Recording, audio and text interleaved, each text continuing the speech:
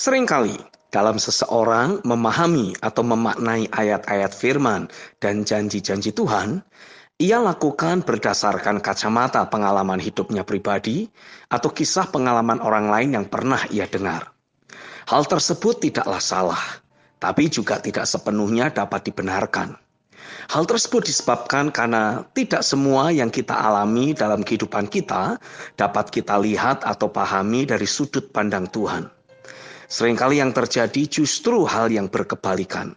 Karena apa yang kita alami sangat berbeda dengan apa yang kita harapkan atau inginkan. Kita bisa salah memaknai apa yang sedang terjadi dalam hidup kita tersebut. Dan sebagai akibatnya, dalam kita membaca atau memahami ayat-ayat firman, kita jadi keliru. Misalkan, karena pengalaman hidup yang kita miliki selalu penuh dengan kejatuhan dan kekalahan dalam menghadapi godaan dari si jahat. Maka saat kita membaca ayat firman yang mengatakan, roh memang penurut, tapi daging lemah. Matius 26 ayat 41. Maka kita jadi merasa mendapatkan peneguhan dan sekaligus pembenaran atas setiap kejatuhan yang kita alami. Kita jadi membangun sebuah konsep pikir, memang aku, kedaginganku lemah. Makanya sering jatuh dalam pencobaan. Padahal seharusnya pertama-tama kita harus memahami secara akurat maksud dari setiap ayat firman atau janji Tuhan yang Dia berikan kepada kita.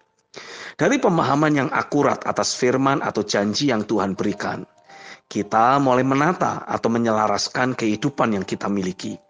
Termasuk, kita harus memastikan semua pengalaman hidup yang terjadi atau kita alami harus jadi selaras dengan firman-Nya.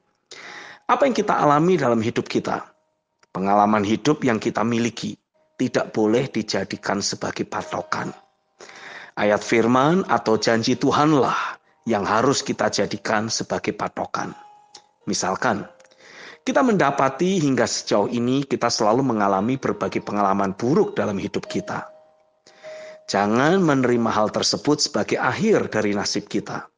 Ingat selalu, standarnya haruslah firman atau janji Tuhan, bukan apa yang sudah kita alami dalam hidup kita. Di dalam Alkitab, Tuhan sudah menjanjikan kehidupan yang selalu berkemenangan, dengan masa depan yang gilang gemilang dan penuh pengharapan. Yeremia 29 ayat yang ke-11. Artinya, jika kita masih memiliki pengalaman hidup yang berbeda dari hal tersebut, adalah tugas kita untuk bangkit di dalam roh dan melakukan terobosan, melakukan perubahan. Pertama-tama dalam pikiran dan hati kita. Kita mengingatkan diri kita bahwa adalah tidak normal untuk memiliki kehidupan yang penuh masalah. Karena janji Tuhan adalah selalu berkemenangan. Dan teruslah mendesak dalam hadirat Tuhan untuk menerima arahan roh.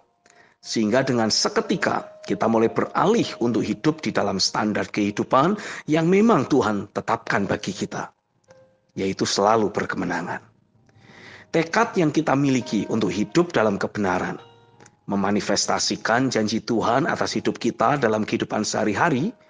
Akan mengaktifasi bekerjanya kuasa Roh Kudus untuk mengubah frekuensi kehidupan kita jadi selaras dengan firman-Nya. Ada porsi yang harus kita lakukan, yaitu mendesak dalam hadirat-Nya sampai hati kita jadi berkobar-kobar akibat mengalami pekerjaan firman dan roh. Dan ada porsi yang pasti akan dilakukan Roh Kudus di dalam hidup kita, yaitu membawa kita jadi terhubung dengan keberadaannya sebagai sumber segala sesuatu.